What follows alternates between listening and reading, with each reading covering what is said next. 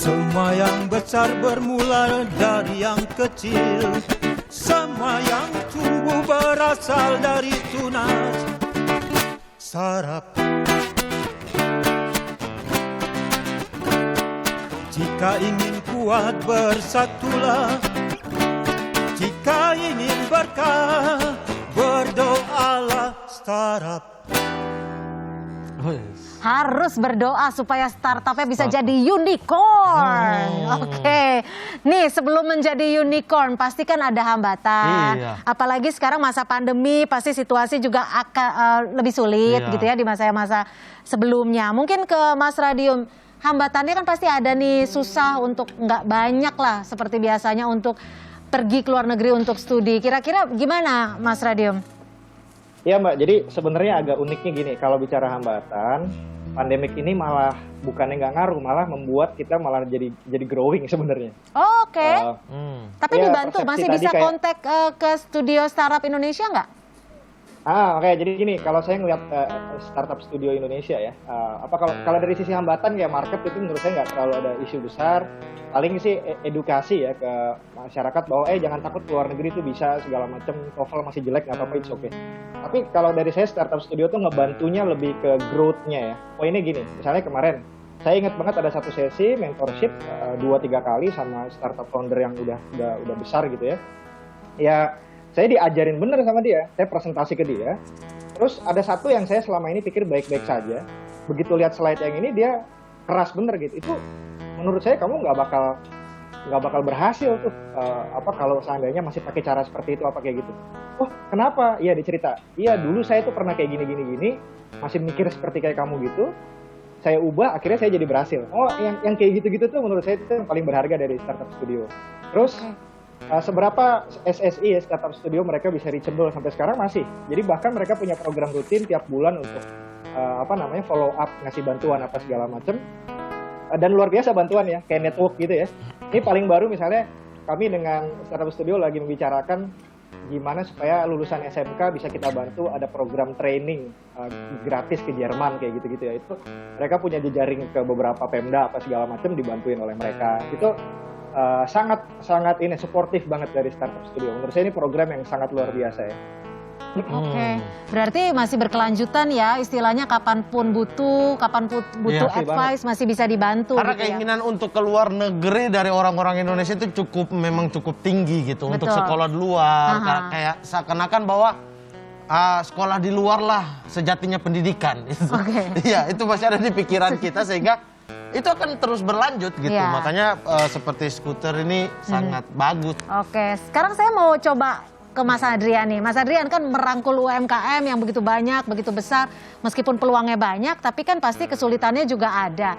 Kira-kira untuk merangkul UMKM ini, apa yang ditemukan dari PTS.IC ini untuk membantu sama-sama grow up? Ya, memang sebenarnya untuk ngebangun UMKM ini challenge utamanya sebenarnya ada di mindset teman-teman UMKM itu sendiri ya.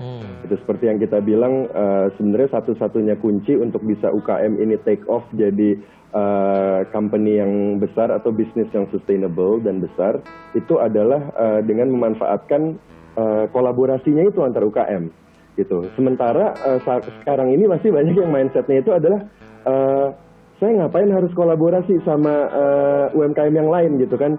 Ini jangan-jangan nanti kalau saya misalkan gabung sama ekosistem UMKM yang lain ini justru malah jadi nyuri ide saya dan lain sebagainya. Padahal kalau kita lihat trennya ke depan, perusahaan besar aja yang udah sekali Apple, Samsung, dan giant big companies yang ada di luar negeri, mereka itu bahkan melakukan kolaborasi, even kolaborasi bersama kompetitor untuk bisa memenangkan market dan bisa menjadi lebih efisien. Nah, hal-hal mindset seperti ini yang perlu di break sih dari mindset masa lama. Kalau Bang Ernest nih, saya pengen selalu penasaran sudut pandang orang-orang yang merintis usaha di bidang lingkungan, di bidang sampah, misalnya gitu. Kalau Bang Ernest sendiri lebih bersyukur sampah di Indonesia makin banyak, apa makin sedikit karena Iya. kalau makin banyak Itu kan kan usahanya makin maju makin kan maju. bisa melakukan sesuatu apa berharap bahwa sampah itu di Bantar Gebang lah misalnya habis gitu. Gimana tuh Bang? Oke, kalau secara prinsip ya, kalau dari ekosistem kita pengen pasti sampah semakin sedikit, sehingga fokus kita bisa ke hal yang lain. Karena bicara ekosistem, sampah itu hanya satu segmen aja yang kita pilih. Tapi tujuan kita adalah kita menerapkan buat ekosistem yang lebih ramah lingkungan, yang karbon emisinya itu rendah. Jadi kalau lebih sedikit sebenarnya lebih bagus, Mas, kalau buat itu menurut kita. Oke, jadi agak gambling juga ya. Iya, iya. Nah, Mas Ernest, tapi Iya. kan sampah medis ini juga sekarang banyak tuh. Bahkan sampah medis itu kan sejatinya harus dibakar ya kalau nggak salah ya. Iya, Maksudnya ada tempat dimusnahkan khususnya, dulu. iya. Sekarang ini jadi target ininya nggak? Target marketnya juga nggak untuk melakukan ini sampah medis? Oke, Apa hanya kalau organik untuk aja? Kalau dari tahap ekosistem sekarang kita belum nyentuh sampah medis. Jadi sebenarnya kita harus choiceful lah, mau masuknya kemana. Kan pasti ada sampah organik, anorganik, sama sampah medis. Untuk sampah medis sendiri, izinnya kita perlu end-to-end. Dari izin angkut sampai izin mereka pengolahan akhir, pembakarannya dengan insinerator yang sesuai dengan standarnya dari kementerian.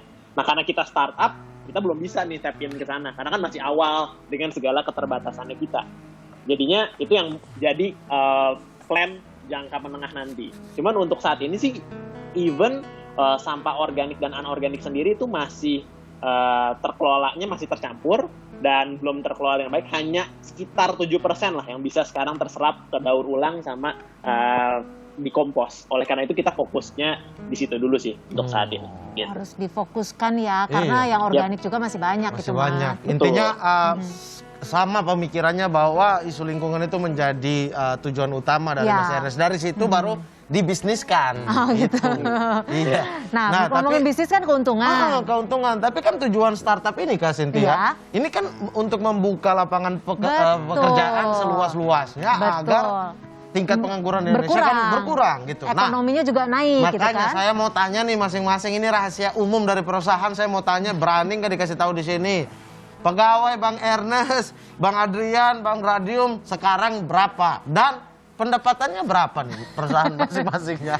Mau minta uang jajan Ini kan soalnya. motivasi buat yang di luar Ya, sana, yang betul. menonton, siapa tahu mau ikut yang batch kedua. Gitu.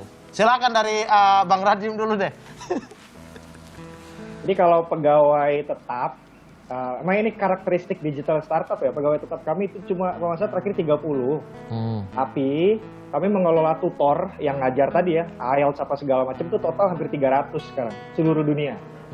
Jadi Bang Mamat nih kalau join kita nih bisa tuh pilih tutor yang saat ini dia di UK, orang Amerika langsung atau apa tuh bisa tuh gitu. Oke, 300. Oke, pendapatan dari awal buka sekarang omsetnya udah berapa nih Bang Radio? Gini aja deh, agak gampangnya ya di atas 5 miliar lah, kira-kira gitu deh. Di atas Setahun? setahun ini. Iya, bisa dibilang begitu. Wih, Wow. 5 miliar. Berarti kita harus jalan sekarang Kayaknya juga ya. memang harus daftar. Daftar langsung. Oke, dari Bang Adrian, berapa nih Bang? Pegawainya berapa? Atau UKM yang dibina itu udah berapa banyak gitu? Oke Bang Mamat, jadi kalau dari sisi karyawan, tim kami saat ini udah sekitar lebih dari 70 orang. Karena memang kita ada operasional juga ya, dan sekarang sudah beroperasi di 6 kota di Indonesia. Tadi pertanyaan selanjutnya apa ya? Fulus. UMKM yang dibina dan fulus. Fulus. Oke, benar. Jadi gini mungkin, kalau dari sisi matriks yang lebih relevan mungkin dilihat adalah total saat ini UMKM yang berada dalam ekosistem kita ini lebih dari 1.000. Dan total transaksi yang dikelola dalam sistem dan platform kita ini kurang lebih sekitar 50-70 miliar satu bulan. Jadi Itu yang dikelola. Satu bulan. Iya. Itu Tapi membantu pendapatan perusahaannya berapa dong? Tahu ya Mamat ya. Tapi saya penasaran juga sih, boleh dijawab Bang silakan. Adrian nih jatah-jatah ini staf sus milenial udah diplomatis bahasanya gitu. Boleh dong dijawab dong, penasaran juga loh.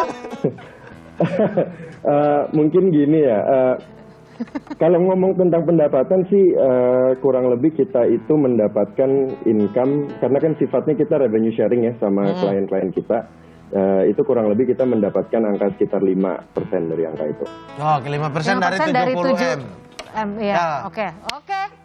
Lanjut. Bang Ernest. Nih, kalau dari pengelolaan sampah berapa Pengelolaan coba? sampah nih. Kalau di atas 10 M, berarti kan di atas 2 orang ini. Nah, bisa-bisa join itu orang ini. Betul, langsung berkolaborasi. Karyawan dulu, Oke. karyawan. Karyawan berapa nih?